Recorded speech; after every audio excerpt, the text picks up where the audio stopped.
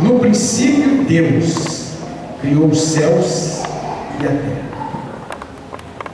No princípio, Deus criou os céus e a terra. Vamos orar? Meu amado e soberano Deus, Pai de toda misericórdia, eu te louvo por estarmos aqui neste momento. Eu te louvo pela vida de cada um dos irmãos que aqui estão. Te louvo, Pai, pela vida de cada obreiro, de cada irmã, jovem, adolescente, criança, Senhor, Senhora, cada um que aqui está. Ó Deus, que essa palavra possa penetrar fundo no coração de cada um, possa penetrar fundo no meu coração, Pai. Que todos nós sejamos edificados para a honra e glória do Senhor. Amém. Os irmãos podem ser. Irmãos, o livro de Gênesis, eu quero que os irmãos tenham bastante atenção. A palavra dia da Santa Ceia, eu acho que é mais curto um pouco, porque nós temos ainda que celebrar a Santa Ceia do Senhor. O livro de Gênesis é o livro da criação. Gênesis vem daquela palavra gênero, princípio, primeiro. Então Gênesis é o princípio de Deus, o princípio da criação de Deus, e que nós não podemos determinar na história quando é que isso se deu. Pode ter sido há 5.000 anos, há 6.000 anos, há 10.000 anos, há 1 milhão de anos, há 100 milhões de anos. A Bíblia está dizendo que em um princípio, no princípio, que ela não consegue precisar, ela não nos disse, a Bíblia não nos fala quando é que foi isso na história, quando é que isso aconteceu. Os historiadores, os paleontólogos, os geógrafos, os estudiosos da terra, os estudiosos das escavações, aqueles que fazem escavações, eles conseguem, através daquelas descobertas que eles fazem,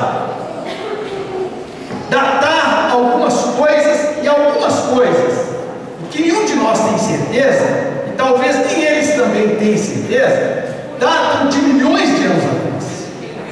Não o homem, talvez, mas animais, outros tipos de criações foram há muitos anos atrás.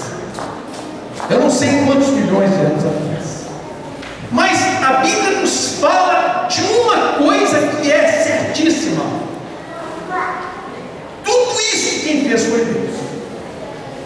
Se nós não sabemos precisar a data, em que época da história que isso aconteceu, em que época da história que foi criado o primeiro animal, em que época da história que viveram os dinossauros, em que época da história viveram alguns desses animais antigos, se nós não sabemos precisar, e se talvez a ciência também não consiga precisar, assim, com toda a exatidão, a época em que o homem foi criado, uma coisa nós temos certeza: o Criador de tudo isso, o princípio de tudo isso, a razão de tudo isso, chama-se Deus. Deus é a razão de nós existirmos. Deus é a razão de eu estar aqui. Deus é a razão de você estar aqui. Se você tem vida, se você respira, se você trabalha, se você conversa, se você tem prazer de fazer alguma coisa na sua vida, a razão disso, o princípio disso, quem promove isso, chama-se Deus.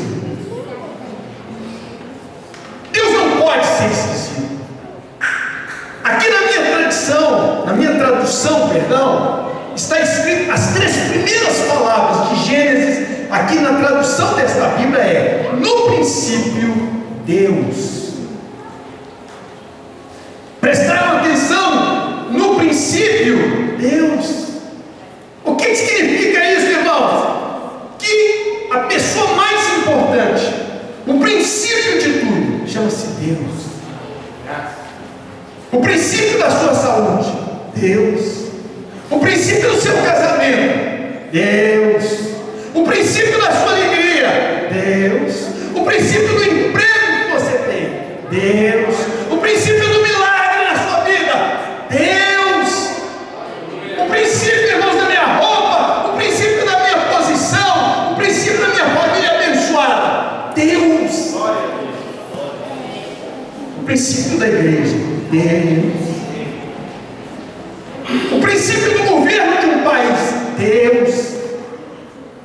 A Dilma Rousseff, nossa presidente ou presidenta, é a pessoa hoje mais importante da nação. Nós, ou quem foi que escolheu, eu não votei nela, mas quem votou na Dilma, colocou lá, e a colocou, ela está ali eleita, escolhida pela população, mas a Dilma, ela fica ali, até o dia que Deus quiser.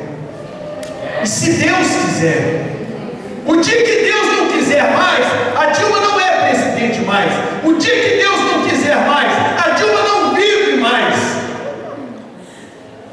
Hoje foi eleito, houve uma eleição hoje na França, um presidente famosíssimo chamado Nicolas Sarkozy, e que tinha boa penetração em tudo quanto é lugar no mundo.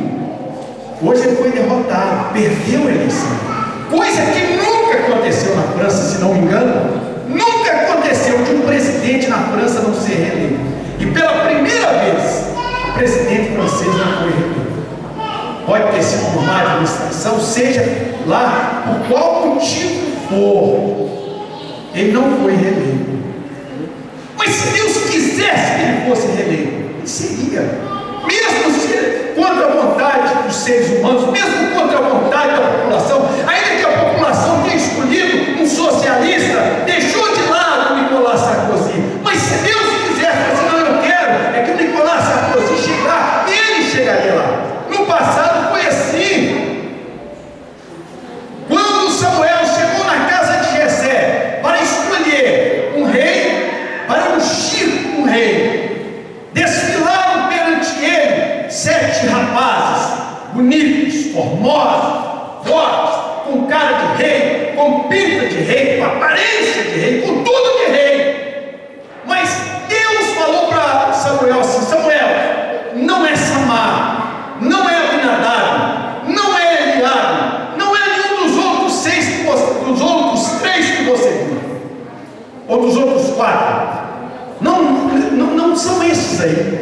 Samuel, cada um que Samuel olhava, Samuel pensava que era aquele. Quando ele viu o primeiro filho de Jessé aparecer, ele falou assim: é este, ele tem pinta de rei. E Deus falou assim: não é este. Passa o segundo, também não é este. Passa o terceiro, não é este. Passa o quarto, passa o quinto, passa o sexto, passa o sétimo. Se fosse depender da vontade de Samuel, se fosse depender dos olhos de Samuel, se fosse depender da escolha de Samuel, teria sido escolhido qualquer outro. Talvez Eliabe tivesse sido escolhido o rei de Israel, ungido o rei de Israel.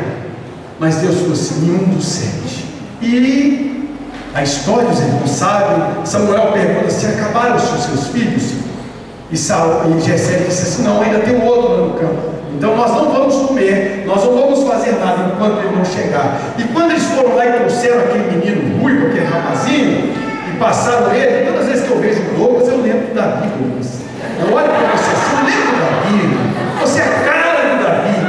E quando chegou lá, o Davi, provavelmente Samuel falou assim: meu Deus, esse aí é claro que não é. E Deus fala assim: é esse aí.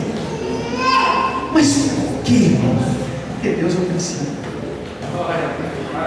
Deus é o princípio, gente. Nós temos que nos dobrar diante da soberania de Deus. Nós temos que nos dobrar diante da grandeza de Deus. Nós temos que nos dobrar diante do poder de Deus. Nós vamos até onde Deus quer. Nós caminhamos até onde Deus quer, não até onde nós quisermos caminhar.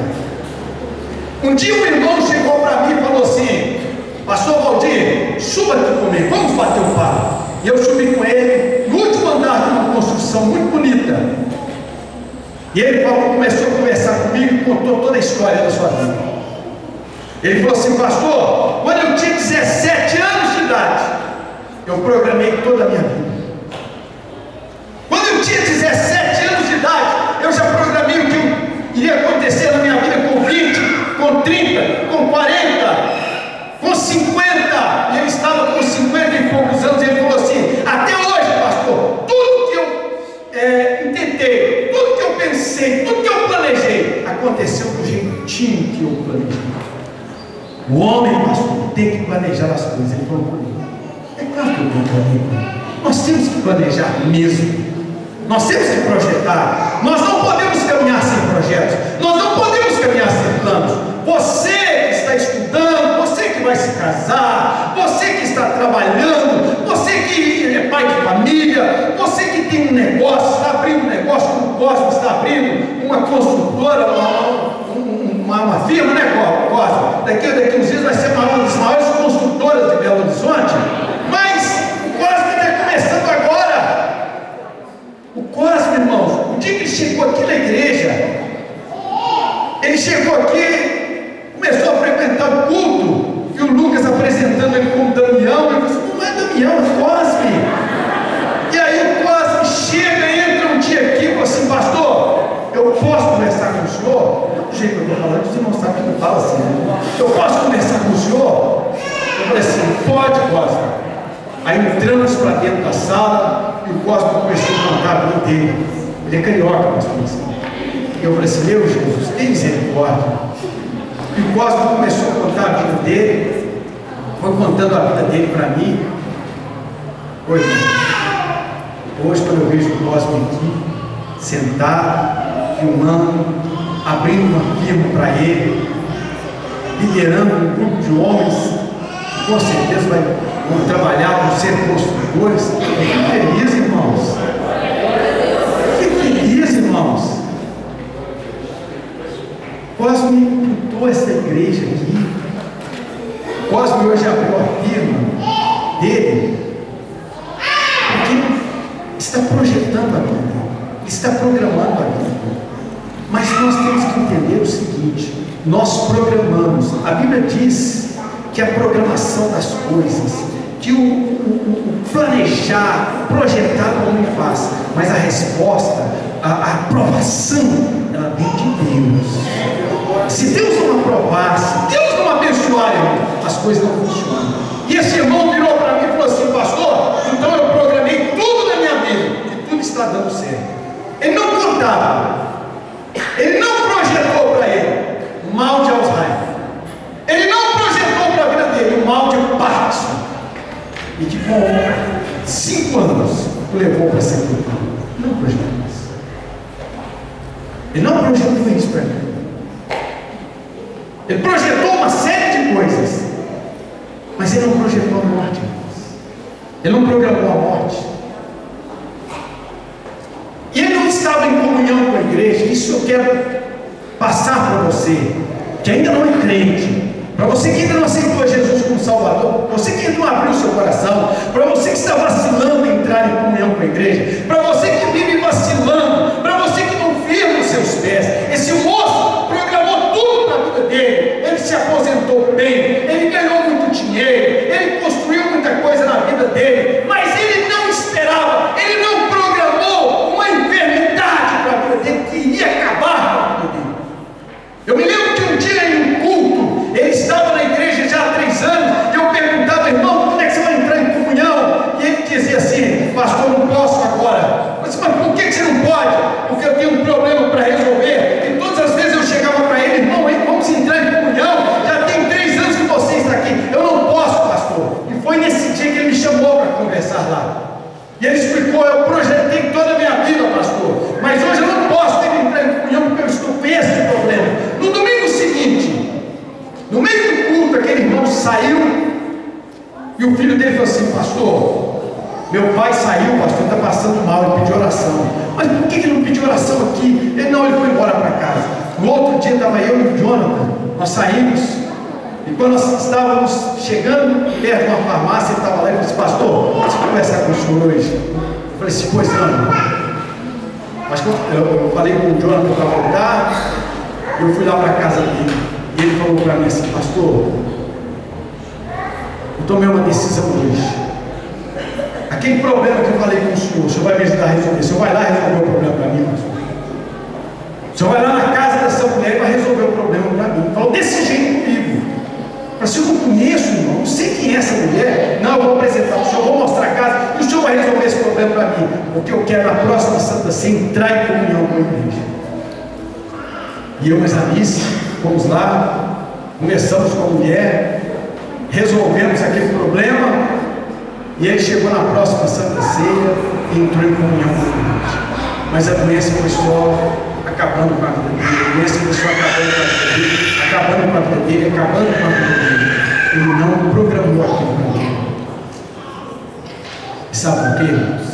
Porque o princípio da nossa vida, o meio da nossa vida, o fim da nossa vida chama-se Deus. Você hoje está caminhando aí, amanhã você não sabe. Eu tenho um amigo, irmãos, que matou minha fome. Eu tenho um amigo que arrumou dinheiro nas horas mais difíceis da minha vida. Fazia compras para mim, para minha família.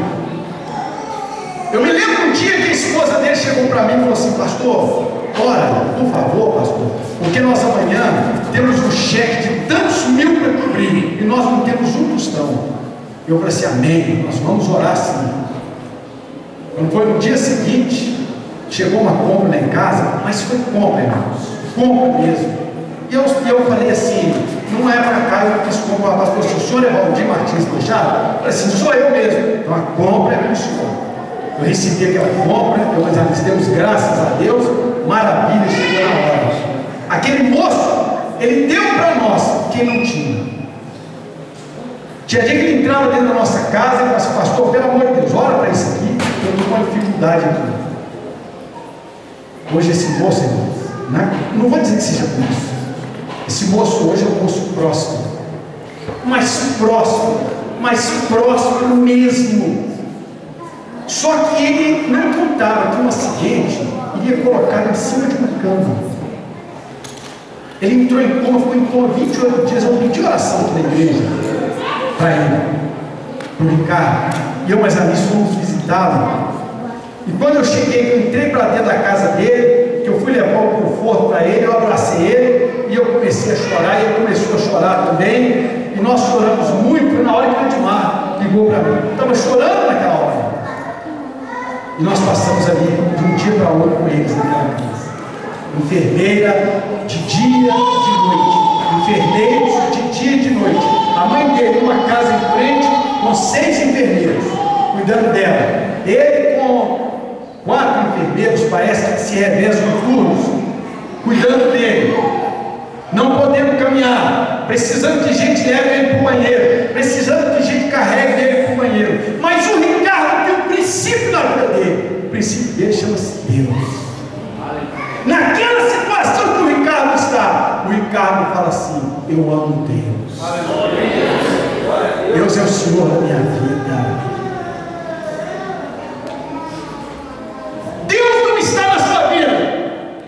Para te livrar da morte, para te livrar dos problemas, para te livrar das dificuldades. Deus está na sua vida para passar junto com você nas horas da dificuldade, para caminhar com você nas horas mais difíceis. E na hora que você, porventura, estiver afundando, aquele que é o princípio, chega e fala assim: pode pegar minha mão, eu te tomo pela tua mão direita e te sustento com a minha destra. Eu me satisfaço com o dedinho de Deus, mas ele falou comigo assim: eu te entrego a minha direita, que é fiel. Deus não nos segura, não é com a mão esquerda, que é a mão fraca, não. Deus não tem mão fraca, não. A mão esquerda de Deus, ela tem o mesmo peso da direita. Mas para que nós nos alegremos, para que nós nos sintamos seguros, Deus fala assim: eu te tomo pela tua mão direita e eu te sustento com a minha mão direita. Coisa linda, gente. Está escrito em Isaías capítulo 9.